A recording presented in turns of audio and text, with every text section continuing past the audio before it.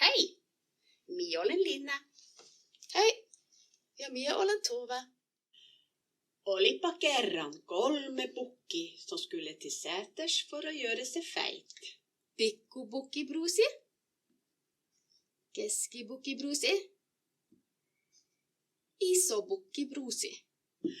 Matkalla oli silta, ei brusorna skulle över.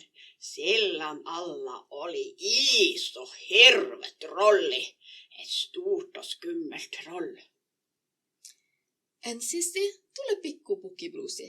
Klip, klop, klip, klop, klip. Kuka klopputtaa minun selän päällä? Minä olen Pikkupukki-Bruusi. Jag ska till Säters för att göra mig fet. Nyt minä otan sinun. Älä auta minua. Vent litt, så kommer Keskipukki-Bruusi. Han är mycket större än mig. No, mene vain, så kota. Sitten tuli Keskipukki-Bruusi. Klipp, klopp, klipp, klopp, klipp, klopp, klipp. Kuka klopputtaa minun sillan päällä? Minä olen Keskipukki-Bruusi. Jag ska till Säters för att göra mig fet. No, nyt minä otan sinun. Älä ota minua. Vent litt, så kommer Isopukki-Bruusi. Han är mycket större än mig. No, mene vain.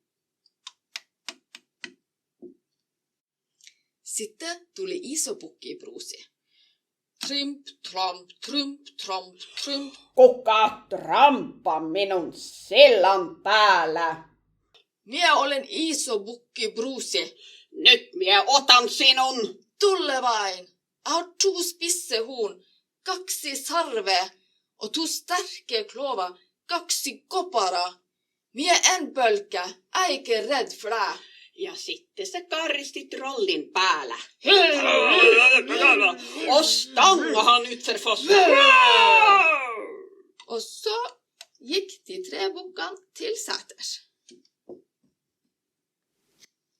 Der på Sätra, Gessesiala, fick bukkene spise seg mett og bli riktig god og feit.